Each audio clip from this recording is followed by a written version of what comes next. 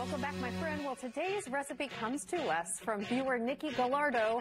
Thank you so much, Nikki, for this easy shepherd's pie. I have a feeling you're going to love it.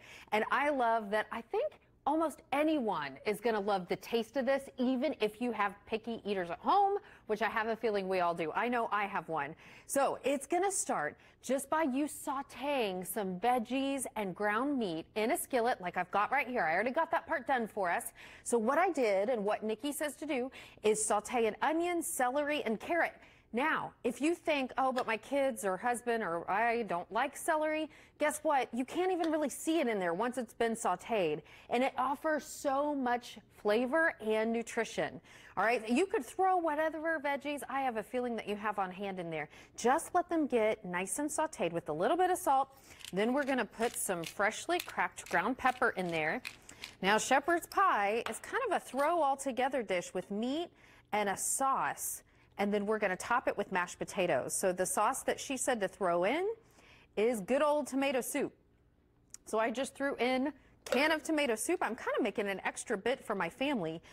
In the recipe you're going to see, it says to dish out the ground meat and vegetables into a 9x13 pan. Well, guess what? This can go into the oven. So I'm leaving my family's in this skillet because it's cast iron. So if you're using a cast iron skillet, just leave everything in there. Throw that tomato soup and then mashed potatoes. So these are mashed potatoes that are left over. The idea behind shepherd's pie, and it originally was a dish called cottage pie in the UK. In, I think, 1791. I love food history. I love everything about food science. You guys know that.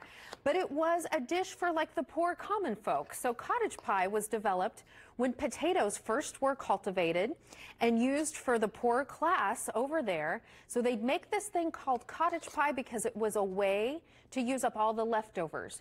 So they'd use any kind of meat in the bottom, which you can see right now. You can do that pretty easily, whether it's ground turkey or ground chicken or like beef cubes or whatever you've got on hand. And they'd put it with whatever veggies they could get their hands on and then simmer it in a sauce for a long time and then top it with good old delicious mashed potatoes. So that's what we're doing now. So cottage pie has turned into shepherd's pie, but call it whatever you want. This is the way I make mashed potatoes. I love to use golden potatoes, and you see I leave some of the skins in because they have so much nutrition, lots of minerals in those potato skins. And then an easy way to flavor them, if you're looking to not get so much saturated fat, is to use chicken broth or veggie broth, either one. Okay, spread that all around. This would be a great job for one of my children. I think my 8-year-old would like this. And then she says to top it with some shredded cheddar cheese. I'm guessing you could use whatever cheese you have on hand. And that's it. It's going to go back into the oven at 350 for about 30 minutes till it's hot, bubbly, and that cheese is melted.